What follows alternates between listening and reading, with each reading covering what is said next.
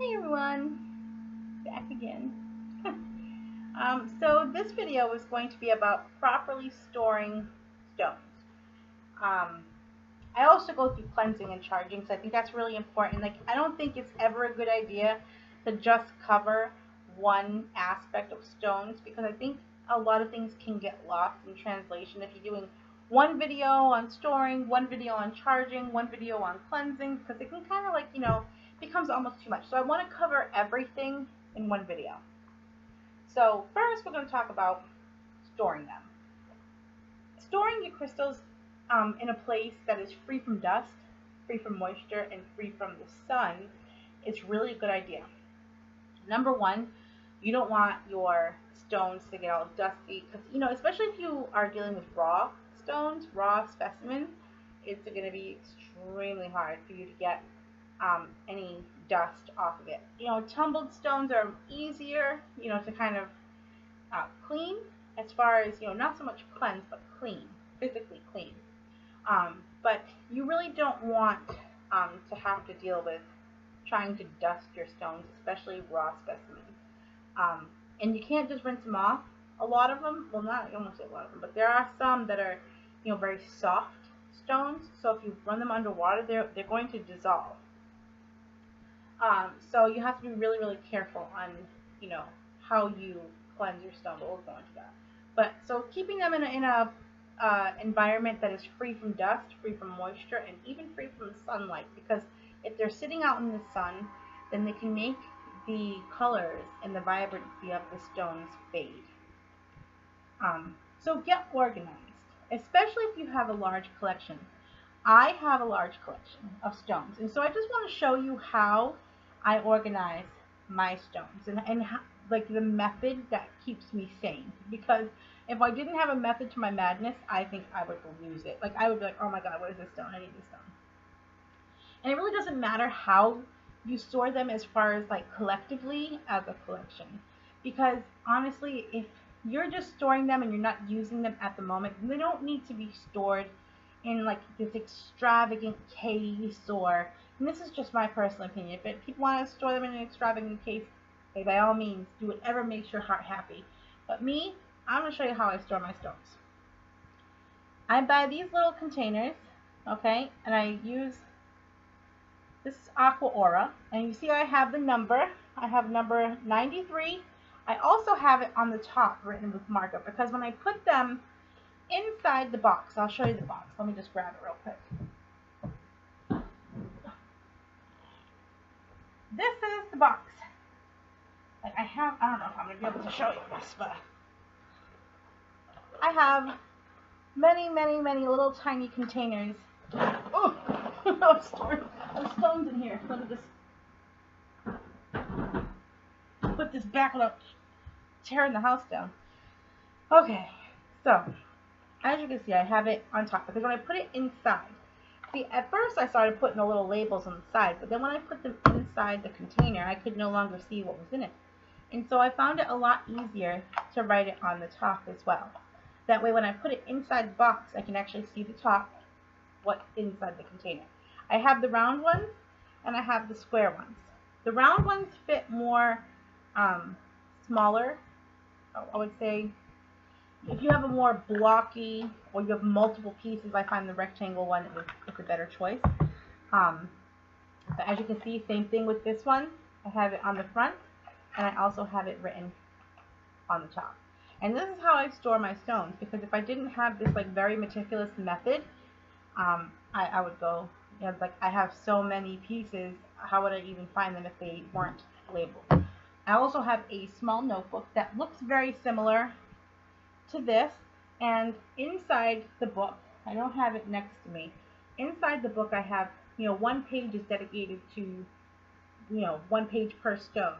So let's say this is, Aqua Aura number 93, you would flip to page 93, and you would find Aqua Aura, and on that page it would have all of its properties and what you can use it for. Is it dissolvable? So you want it, best method to cleanse the stone. So this is how I have my stones organized. And I do want to show you the Aqua Aura because it is beautiful. So this is my Aqua Aura specimen. So, sorry, I still have paint under my fingernails because I am an artist and that's what I do. So this is the Aqua Aura specimen, which I love Aqua Aura. I love the color. It's a beautiful piece. And it's like how you turn it, depending, like it has the shimmer. It has like, you know, this it's a very beautiful stone. So that's the Aqua Aura. So it fits nicely in this little circular container. And this one, this is number 81, and this is Sea Jasper. And this is Sea Jasper. As my husband yells at the cats. So, if you heard that, I apologize. So, that is Sea Jasper. And like I said, I have a very meticulous method. Now, I do want to show you this. I'm going to wait to show you this because I want to go through some other things before I get to charging. So, bear with me. Okay. Let me go back to my notes. Storing your crystals can be as personal a choice as how you use them. And like I said, some people might choose different methods to store their stones. I prefer this method because it really is the easiest way for me to keep track. And I love having my book. That way I can go through my book. Let's say if I'm having a migraine, you know, what stone is going to help me in my migraine? For me, it's amethyst. You know, I want to go with amethyst. I can make a sachet with lavender and amethyst, and I'm good to go. So, you know, this is something that is very useful for me because I also store my herbs this way as well. It's very easy for me. So bags and pouches. The thicker the material, the more protective it's going to be for your stones. You can use small chests and boxes, which for me are things like this. Or you can even do like the little tiny, let's say like, you know, like the jewelry boxes that already have like separation in it. You can use stuff like that. Drawers and chest of drawers. So you can use, I can't, wow, that's, oh my gosh. All right, so I kid you not, I was literally considering buying a toolbox because the toolbox had many different slide out drawers, and I was like, oh, that'd be a fantastic way for me to store all of these little tiny containers. And then I was thinking, I'm like, where the hell am I going to put it? Like, where am I going to stick a toolbox in my bedroom? You know, because this is where this is my sacred space, so I keep all my stuff in here. So I decided to go with the boxes from Michael's Craft Store. They're really pretty and they're cheap. Cost effective, and it gets the job done. Can't beat that. Now, cleansing and charging. You want to cleanse your stones well. Water is tricky. Water's tricky because you don't know, like selenite. Selenite is not good in water. You know, you don't want to put selenite in water. So, and there are different stones that are soft. They have soft composition. So they're going to break down in the water. Even if they, you know, they'll start to break down, even if you just run it under for a couple of seconds.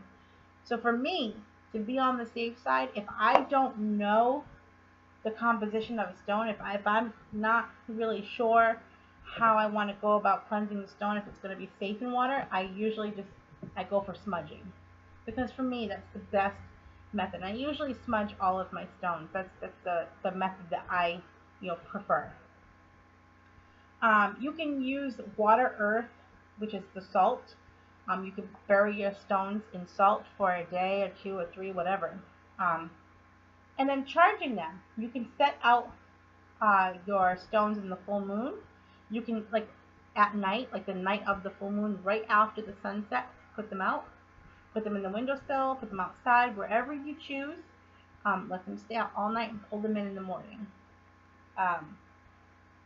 You can also charge after you're done charging your stone with, you know, the full moon or the sun. You can use the sun if you choose. You want to charge your stone with intentions. What's the purpose that you have for your stone? What job do you want to give it? So, for me, if I'm going to use an amethyst for my headaches, then I'm going to, you know, cleanse it and I'm going to charge it. And then I'm going to sit with my stone. I'm going to sit with my amethyst, and I'm going to meditate, and I'm going to pour this intention into the amethyst. I'm going to give it its job. Your job is to work with my body. Your job is to help me take away this pain in my head. And, for me, this is, and I keep it, usually I keep an amethyst here, close to my heart. And that's just what works best for me.